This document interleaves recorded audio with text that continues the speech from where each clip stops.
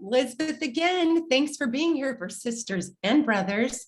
It is a Monday. That's when I record my podcasts because I do many other things like freelance writing and university speaking, other things. And so anyway, I try to do this on Mondays. And the reason I bring it up is because you'll notice that I sometimes do several interviews the same time and don't always give you the number of what podcast episode this will be. I'm still working on my organizational skills with the podcast, but we are approaching 100 episodes. And I'm so excited that you're here to listen today because Sam, and I'm going to pronounce his name and he's going to have to correct me in a minute when he comes on. Sam Thiara is from Canada. He is an amazing individual who just a man after my own heart because the issues he talks about are so important and they've been important ones in my life. He talks about at various times finding lost family, looking for ancestral roots, and he is a coach on a mission to help support people find out who they are rather than what they will become professionally. Sam is someone who went to the university in Canada and then ended up as a janitor for a while and really struggled with that. It's an important conversation to have, and I can't wait to unveil his transformation and what's in it for you. I think he is just delightful. In other news, as the holidays come around, I surely hope that you're having a great time with people who inspire you and who you want to be around, even if the person is just you. I had one of the best holidays last year, spending it completely, this will sound terrible, on my own, and I loved every bit of it. I wish the same for you. Volunteer somewhere if you need to, or join others on a Zoom call, but enjoy yourself. That you're here is something to celebrate here and now. So in just a second, I'm going to let Sam in. Let me pause this for a little second. For Sisters and Brothers, Sam Thiara is with us today. I've given the introduction, but Sam, I'm so grateful you're here. Love your story, and I would adore you to introduce yourself a little bit more and then talk about the beginning of your story that kind of helped shape who you are today. Absolutely. I mean, I think the best way for me to describe myself is somebody who's really focused and guided by 5 core elements. And those 5 things are servant leadership, story sharing, activator igniter, champion enabler, and community do-gooder. And that's enabled me to help individuals, teams and organizations, educational institutions, and even nonprofits to really be at their pinnacle best. But it's also made me into this, it's really clarified that I'm a speaker and a storyteller.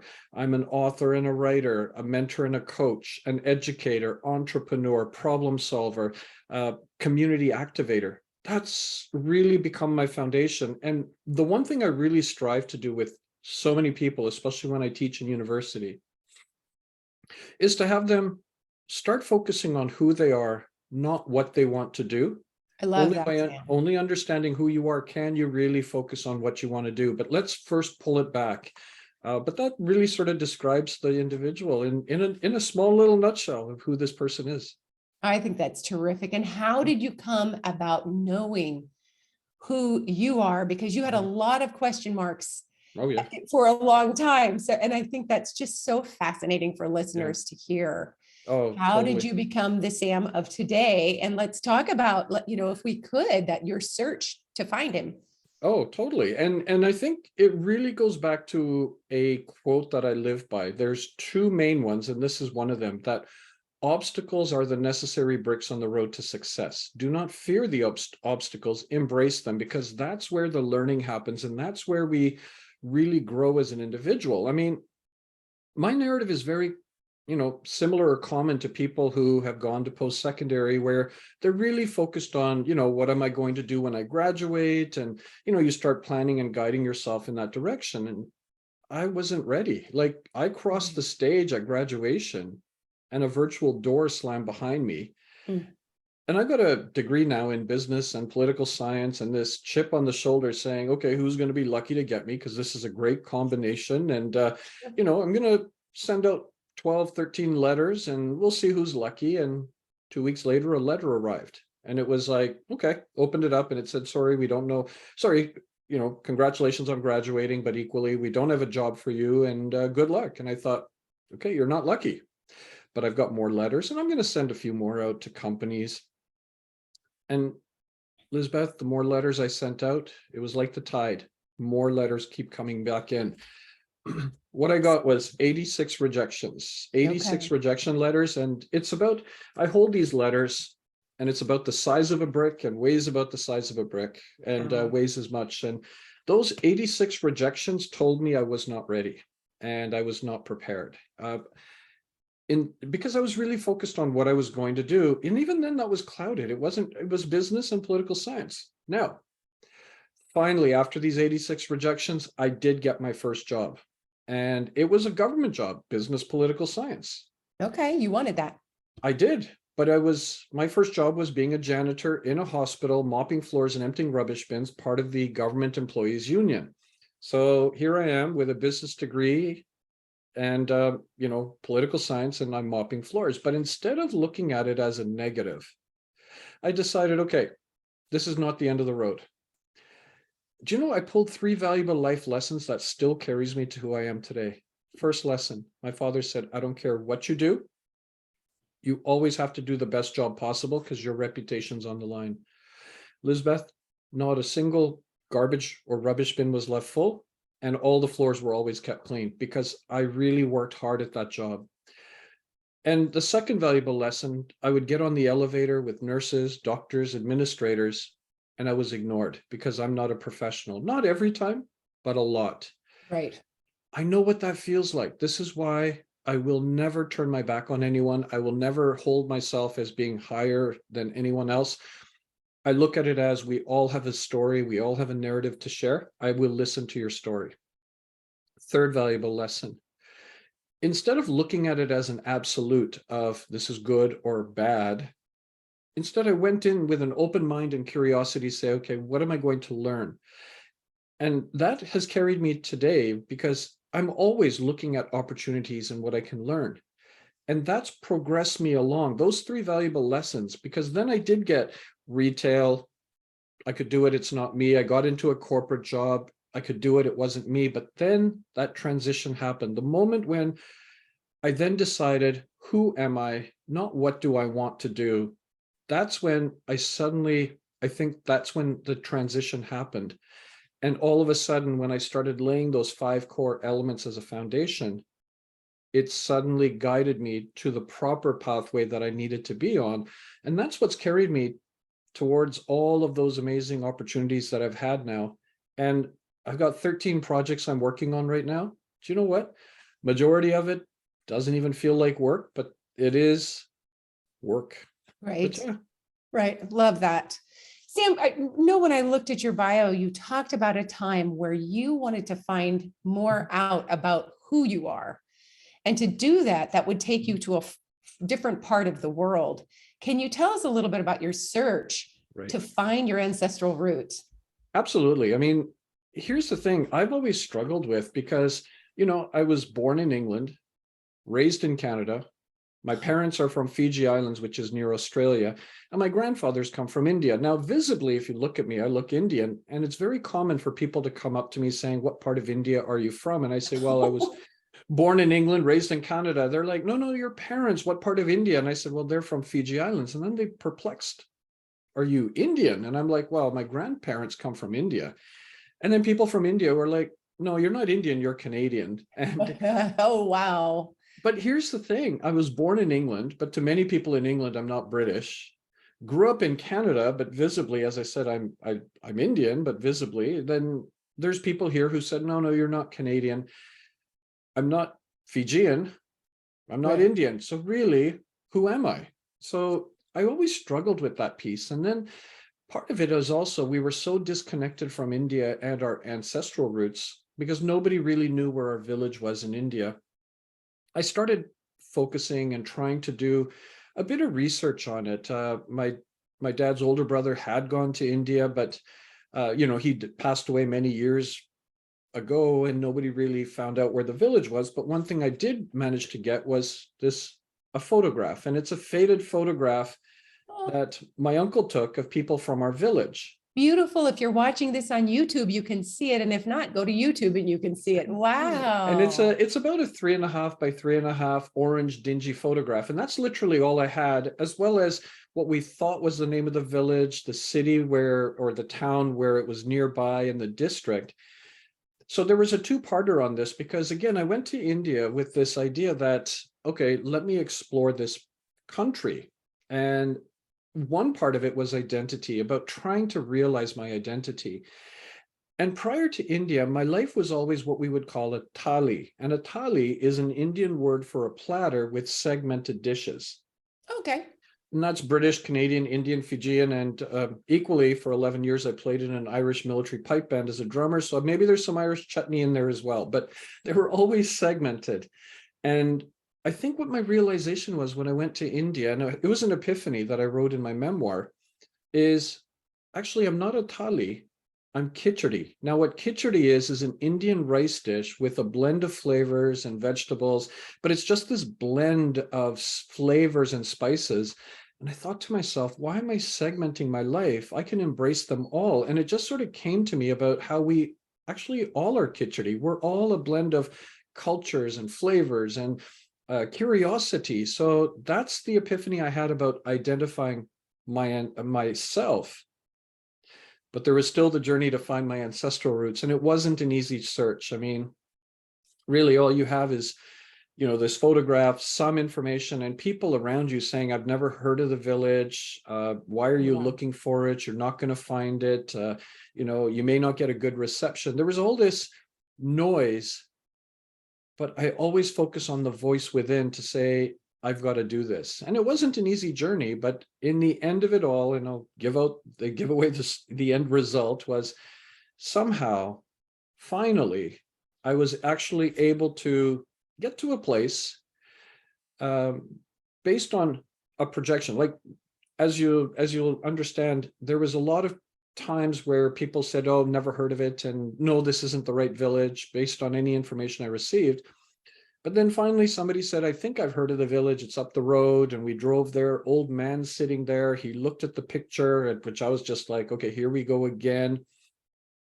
And he said, I don't know about the house, but there's a guy in the picture, might be this guy. And I was like, okay, here we go again. And I was really guarded and all. So we went to a house and, took the photo, showed it to people. And this one woman in a shawl came out and she looked at this picture and she goes, that's me in the picture. Who are you? Oh, wow. And I was like, wait, did I hear this correctly? This is you? And she goes, yeah, that's me in the picture. And, it's a picture of a woman in a white shawl. And you can't even really make out the faces in this picture, but she just said, no, that's me. And, those are the people. And all of a sudden, here I was standing where my grandfather left back in 1905 on his journey to Fiji, which took eventually my family to England, which eventually brought us to Canada, all based on just this little one piece and this one gentleman who just basically looked at the photo. Sometimes you never know what the universe just lays out before you. Oh, my goodness. What a beautiful journey. Mhm. Beautiful journey. That is so fantastic. Do you think these experiences helped you want to do the work you do today, which is focusing on Mhm. who we are in the world and who we want to be rather than what are we going to accomplish? Absolutely. I mean, I think a lot of things have guided me in this direction. So when I teach my class in university or when I'm mentoring and coaching, it's been about 5,000 conversations to date that I've had with people to help them navigate. And for example, in my class, one of the things I do in week 2 and then in week 30, well, it's coming due this week, I have them write a personal statement. Tell me who you are, not what you do. And I only want it to be like a paragraph or 2. And they struggle with it. Like Sure. it's an easy assignment. I mean, you give me something, you're going to get the full mark. But I hear from my students going like, Sam, this was actually really difficult because I kept writing what I do, but can I really describe who I am? And I do help them throughout the semester. And then I get the revision, but I always tell them, this is just the starting point. I want you to keep revising this and building this in, maybe do the 5 core elements piece that I shared with them. And Lizbeth, the reason I share that 5 core elements piece is we often will travel on a journey, but we haven't really thought about, the direction it's going to take us or why we're traveling in this direction.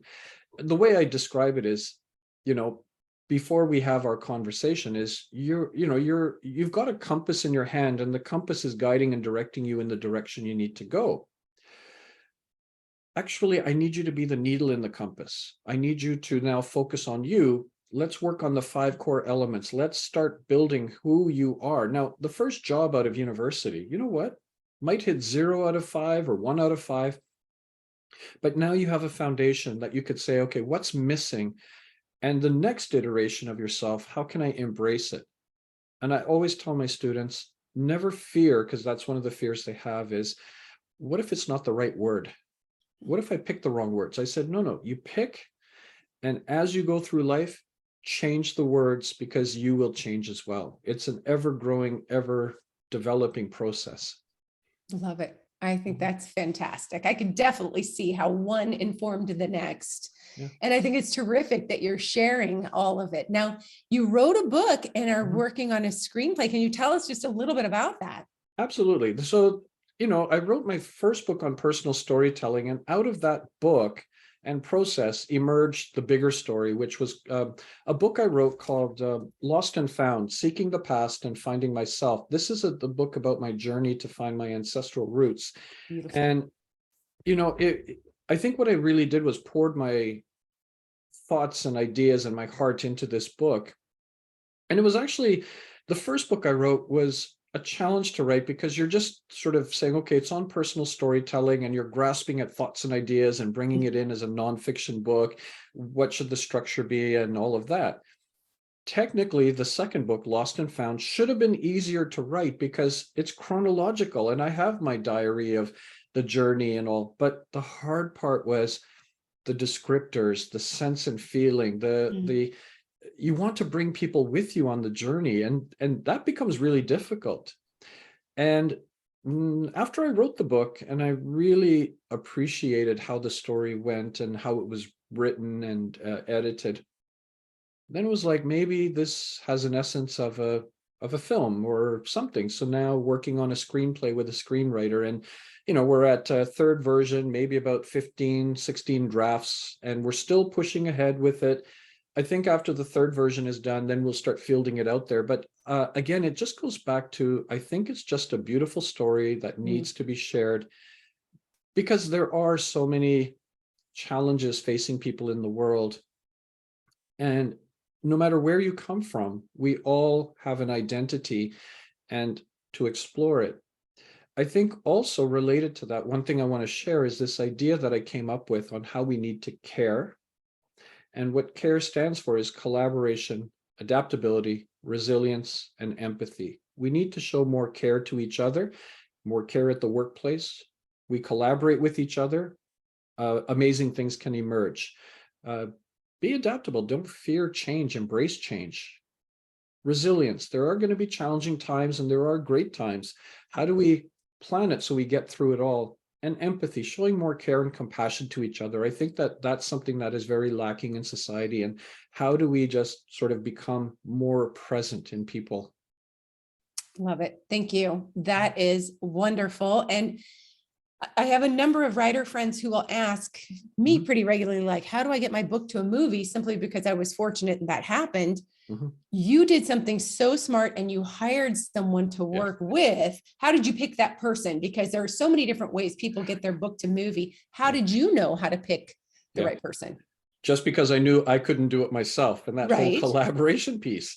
And there's a site, and I think it's called Upwork, where you just sort of put your work or the opportunity out there and then people will respond. I found this wonderful young woman based in Los Angeles.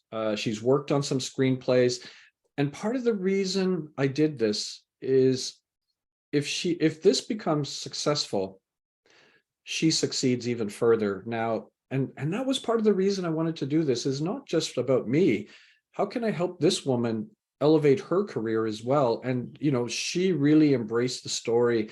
And even talking to a producer friend of mine, he gave us recommendations. She could have easily said, okay, I've given you my draft and the contract is over.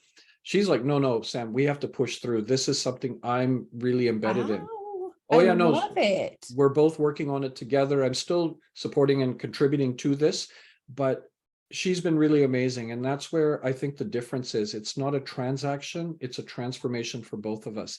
But I highly recommend that if people feel that there is a screenplay, and much like I made my book into an audiobook, I could have done it myself, but I think the publishing company I worked with, who were really brilliant at this, they said, Sam, you're going to waste 100 hours trying to do this yourself. What can you do with that time when you can hire somebody at a fraction of that cost? And they said, while you are a professional speaker, it is not the same thing. Right. Same with a screenplay. The book is now quite different. And this is the other thing for authors to realize is, if you are holding steadfast to your book as the story you want to see in a film, I highly recommend don't make it into a film. Because my screenplay writer, based on a producer friend, the story has changed quite drastically. The essence is still there and the components are still there, but they said, how comfortable are you with that change? And I said, you know what, you're the experts. The book is there, but I said, modify it as you see fit. And I'm totally supportive of it. And that's given them the free will. But for writers, if you're just looking for, your book to become a film, it's going to be a challenge. Right. I think that's such good advice, because what you need, what people look for who are professionals in the field, is to represent the essence.